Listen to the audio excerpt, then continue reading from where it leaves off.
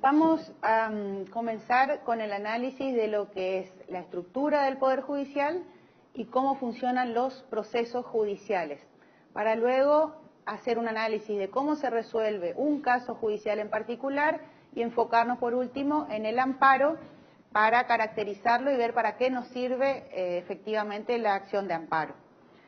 En primer lugar, tenemos que saber que el Poder Judicial es una institución que es mucho más antigua que el Poder Ejecutivo y el Poder Legislativo. La justicia existió desde que existe la organización política de toda sociedad. Ahora bien, se caracterizó a lo largo de toda su historia por decir el derecho de manera técnica, esto es, ir cada vez especializándose más el lenguaje jurídico, de manera tal que se ha vuelto un lenguaje que no es accesible para todo el mundo, aun cuando sigue utilizando términos en el lenguaje natural, utiliza términos que tienen un contenido y una conceptualización jurídica específica. Eso es lo que ha hecho que los procesos judiciales no sean accesibles para cualquier persona, sino que las personas deban concurrir o acudir a los abogados para el funcionamiento dentro de lo que es un proceso judicial. También así, debido a esta antigüedad que tiene el Poder Judicial, también se fue anquilosando, por así decirlo, la estructura con la cual se organiza. Entonces tenemos, por un lado, un discurso jurídico, técnico, específico, por otro lado, estructuras de organización muy antiguas, y estas dos variables son las que han hecho que el Poder Judicial, con el correr del tiempo, haya perdido su conexión directa con la gente, así como también su capacidad de respuesta frente a la cantidad de litigios que son llevados a resolver por el Poder Judicial. Entonces, tenemos que esta incapacidad de respuesta por parte del Poder Judicial genera lo que genera la crítica en general hacia los jueces y hacia la justicia, en el sentido de que es muy lenta. Tenemos, surgiendo también de estas dos variables, lo que se denominan procesos judiciales o procesos jurisdiccionales. Se llaman jurisdiccionales, ¿por qué? Porque el jurisdictio es el origen de la palabra literalmente, lo que significa decir el derecho. Es decir, que los jueces son los que dicen el derecho finalmente cuando se aplica a una situación concreta. El derecho procesal, que también tiene una antigüedad y una historia que lo fundamenta y lo justifica actualmente, también es un derecho que es instrumental, pero que es de carácter conservador en general, lo cual hace que los procesos sean más largos y que haya muchas estrategias que los abogados pueden desplegar dentro de un proceso, y hace que los procesos sean más largos. Por supuesto, en cualquier proceso judicial hay una parte que quiere que vaya rápido el proceso y hay otra parte que quiere que vaya lento. ¿Por qué? Porque le sirve ganar tiempo.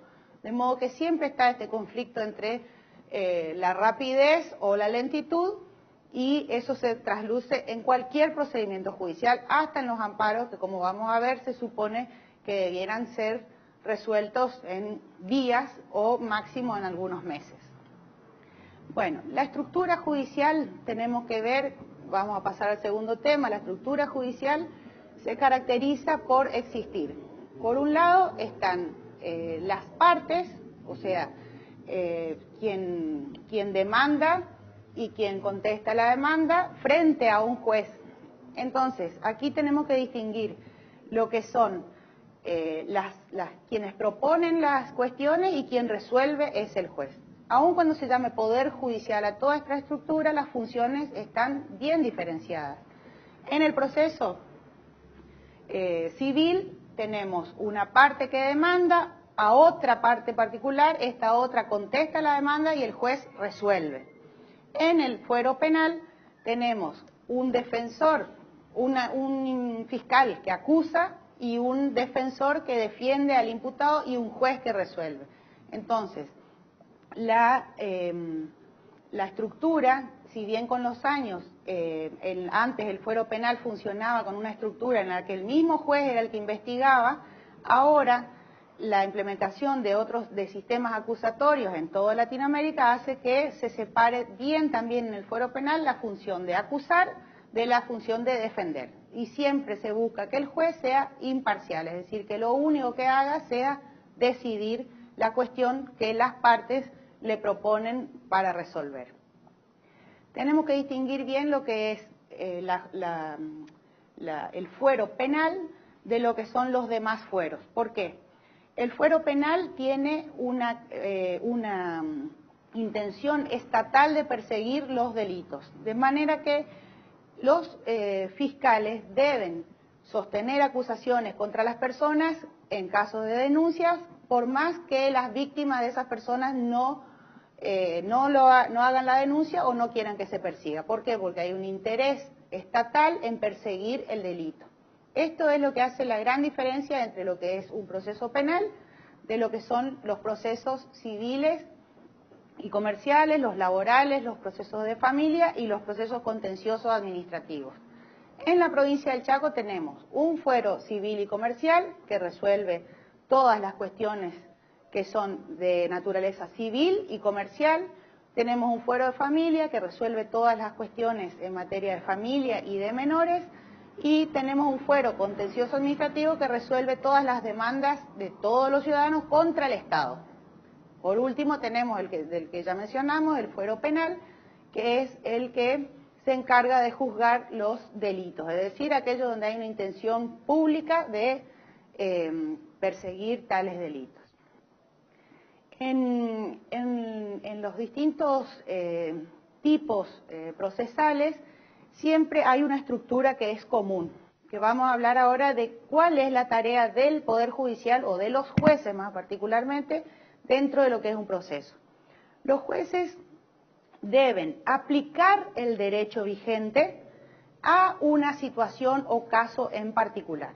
Es decir, que el derecho, ¿quién lo hace? Lo hace la clase política a través del Poder Legislativo y del Poder Ejecutivo. Es decir, el derecho se escribe, pero esa norma que es de carácter general y aplicable a todas las situaciones que se cuadren en una tal o cual norma, luego debe ser trasladada a una situación concreta que está resolviendo un juez y esta tarea es diferente. ¿En qué sentido?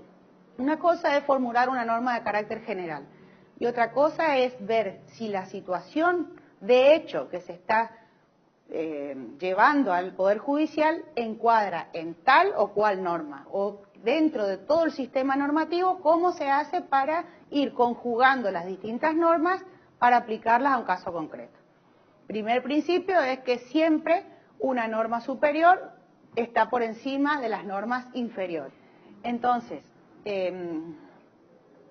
para conocer qué tipo de caso tenemos o frente a qué caso estamos y saber a qué fuero tengo que acudir, en principio, siempre es necesaria la presencia de un abogado. ¿Por qué? Porque esto es una garantía que está incluida en la Constitución en el sentido que es necesaria la defensa técnica. ¿A qué se le dice técnico? Al título de abogado. Yo puedo ir a un abogado privado o un abogado del Estado, ¿no es cierto? Los abogados del Estado que defienden en forma gratuita son las defensorías oficiales. Ahora, hay defensorías civiles y defensorías penales. El Poder Judicial, decíamos, tiene una estructura que son jueces, defensores, fiscales. Ahora bien, esta estructura se separa por temáticas. Estas diferentes temáticas de los casos se denominan fueros. Es decir, que de acuerdo a la problemática que tengo, voy a ingresar a un fuero o a otro dentro del Poder Judicial. En general, se estructura dentro de lo que es el Poder Judicial del Chaco, tenemos el fuero contencioso administrativo, que es aquel que existe para las demandas contra el Estado. En el caso concreto, por ejemplo, cualquier acto de una autoridad pública, de un subsecretario de tal cosa, de un ministro de tal otra, de un director Siempre que sea una autoridad pública hay un acto administrativo, se denomina, y en consecuencia todos los reclamos contra los actos administrativos van a ingresar al fuero contencioso administrativo luego de que se cumplan algunos reclamos en sede administrativa, es decir, primero en sede del Poder Ejecutivo, luego pasa al Poder Judicial.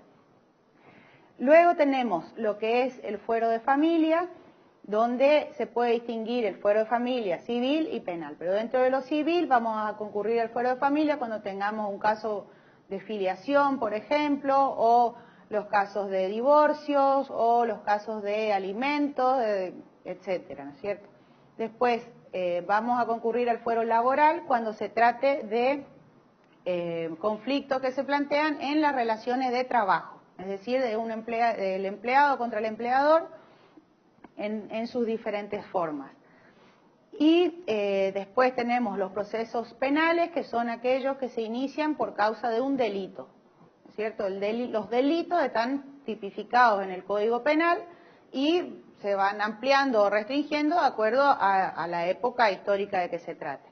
Por último, tenemos el fuero civil y comercial, donde se demandan todas las demás cuestiones que no entren en estos fueros, y donde se plantean en general, los casos más comunes son los de daños y perjuicios por cualquier situación, y las cuestiones de propiedad también se ventilan en sede civil. ¿Por qué? Porque el derecho de propiedad, que está protegido en el 17 de la Constitución, siempre que no configure un delito, es alcanzado por la justicia civil. Luego tenemos, ahora vamos a ver que la acción de amparo y la acción de habeas corpus en nuestra provincia se pueden interponer en cualquier fuero. ¿Por qué? Porque la misma Constitución establece la competencia universal, es decir, que yo puedo ir a cualquier juez a plantear un amparo, un habeas data o un habeas corpus. Esto visto desde la Constitución, pero también hay que ver las leyes provinciales que reglamentan cómo es la cuestión de competencia en relación a el amparo. ¿De qué hablamos cuando hablamos de competencia? Es el ámbito que se le adjudica a cada juez para poder juzgar. Dijimos que los fueros son civil, laboral, familia, penal. Bueno, pues cada uno de los jueces tiene competencia penal, competencia civil, competencia, es decir, que es el alcance que las leyes le otorgan a la función de un juez determinado. Esto es importante porque hay una garantía constitucional que se llama la garantía del juez natural, que es para asegurar a la gente que va a haber un juez previsto para su causa desde antes de que se inicie esta causa. Está prohibido asignar causas a determinados jueces o a comisiones especiales o que el Poder Ejecutivo absorba funciones judiciales. Bien, entonces vamos a pasar ahora a ver en general cómo se resuelve dentro de lo que es un proceso judicial un caso concreto. Siempre los jueces tienen que resolver, aplicar el derecho que es, como dijimos, de carácter general, tiene que aplicarlo a la situación que se le plantea en un caso judicial. ¿Cuándo hay caso judicial? Cuando ingresó al sistema judicial a través de una demanda en todos los fueros que no son penales o a través de una denuncia en los casos penales. Entonces, todo proceso judicial tiene pasos que son obligatoriamente, que deben cumplirse obligatoriamente, porque están también protegidos por la garantía del debido proceso legal que está contenida en la Constitución Nacional y que consiste en que siempre en un caso penal tiene que haber acusación, la denuncia se transforma en una acusación, tiene que haber una defensa, tiene que haber prueba y una sentencia. Y en cualquier tipo de proceso de los demás que hablábamos, civil, comercial, laboral, tiene que haber una demanda, una contestación de demanda, tiene que haber una etapa de prueba y una sentencia. Si no se cumplen estos 4 pasos, se está violando la garantía constitucional del debido proceso legal. Entonces, el plantear un caso judicial supone analizar la situación de hecho que se está sufriendo y encontrar cuál es la normativa que mejor protege esa situación. Esa es la tarea justamente de los abogados, tanto privados como oficiales, y en eso está el núcleo central para determinar luego el éxito de la demanda o la pérdida del caso. Entonces, cuando estamos analizando las normas, puede surgir que las mismas normas que son aplicables a un caso concreto no sean constitucionales, es decir, tengan un estado legal, hayan sido formalmente bien sancionadas, etcétera, pero vulneran la Constitución Nacional de algún modo. En cualquier caso, en los que las normas que están por debajo de la jerarquía de la Constitución pueden ser declaradas inconstitucionales por los jueces, a pedido de las partes, obviamente a pedido de los abogados. Acá, dicho esto, vamos a entrar entonces de lleno a lo que es la acción de amparo.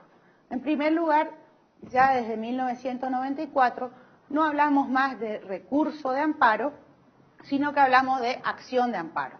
¿Por qué? Porque en el 1994 se reformó la Constitución Nacional, se incorporó los nuevos derechos y garantías, todo un capítulo, y el artículo 43 de la Constitución establece la acción de amparo. Esto significa que la acción de amparo nace en la Argentina por creación de la Corte Suprema de Justicia de la Nación, existe hace muchísimos años, pero recién a partir de 1994 está expresamente contenida en la Constitución, como dijimos, en el artículo 43. Habíamos hablado al comienzo de que el Poder Judicial es un poder que trabaja con estructuras organizacionales muy antiguas, que trabaja con un tecnicismo que se mantiene a lo largo del tiempo y que esto atenta contra la velocidad de las resoluciones. El amparo viene a tratar de morigerar esta lentitud de la justicia y tiende a proveer de una herramienta eficaz de tutela de los derechos, sobre todo de los grupos vulnerables, que también están enumerados en la Constitución Nacional. Entonces, la acción de amparo es una acción expedita y rápida, siempre que no exista otro medio judicial más idóneo. El primer requisito para que proceda un amparo es que no exista otro medio judicial más idóneo. En general, algunos autores dicen, atendiendo al estado de duración de los procesos, que pueden durar de 2 a 10 años, no va a haber otro medio judicial más idóneo. Sin embargo, hay que analizar bien por qué, porque si existe otro medio judicial, se debe recurrir a este otro medio y no al amparo, que se considera excepcional por esta característica y otras más que voy a señalar ahora. El amparo procede también contra todo acto u omisión de persona pública o privada, es decir, que se puede interponer contra las autoridades o contra una persona privada, es decir, una persona concreta o una ONG o cualquier persona jurídica, pero que tenga personería jurídica privada. Ahora, otro requisito muy importante es que este acto o omisión, ¿no?, lesione, restrinja, altere o amenace los derechos y garantías de la Constitución en forma actual o inminente. Es decir, que yo no puedo plantear un amparo que no tenga un perjuicio actual o que sea inminente que se va a producir ese perjuicio. ¿Por qué? Porque está pensada, como dijimos, para casos extremos, es decir, para casos en los que es urgente actuar porque si no se lesiona, se altera, se restringen derechos o garantías constitucionales. Y el tercer requisito, que es muy importante, que también se debe dar para que proceda un amparo, es que este acto o omisión lesivo o perjudicial para los derechos y garantías tenga una arbitrariedad o ilegalidad manifiesta. ¿Qué quiere decir que es manifiesta?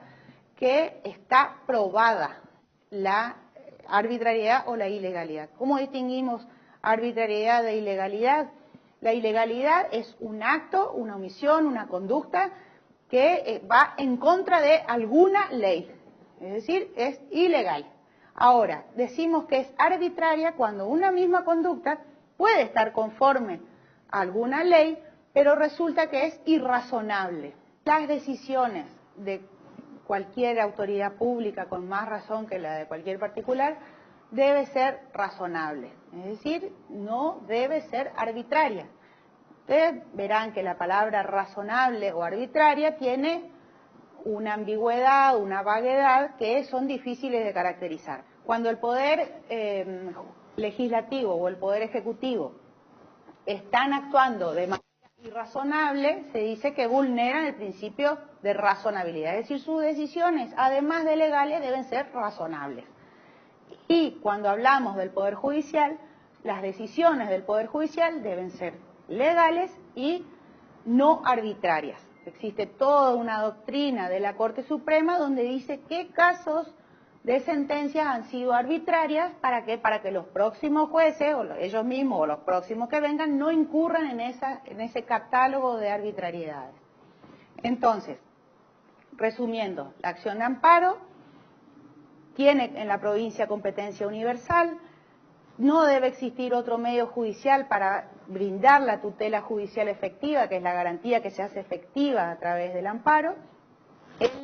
El acto u omisión lesivo debe estar lesionando, restringiendo, alterando o amenazando en forma actual o inminente, y la arbitrariedad o la ilegalidad, o ambas cosas, deben ser manifiestas, es decir, que se requiere de muy poca prueba o ya está probado.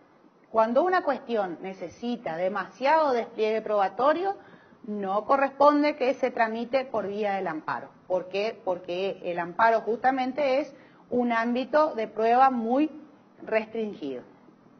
Bueno, entonces vemos que cualquier caso tiene que cumplir con los 4 pasos que la Constitución exige, el amparo también, nada más que el amparo se diferencia por la urgencia y por la prueba que ya está a la vista de quien debe resolver un amparo.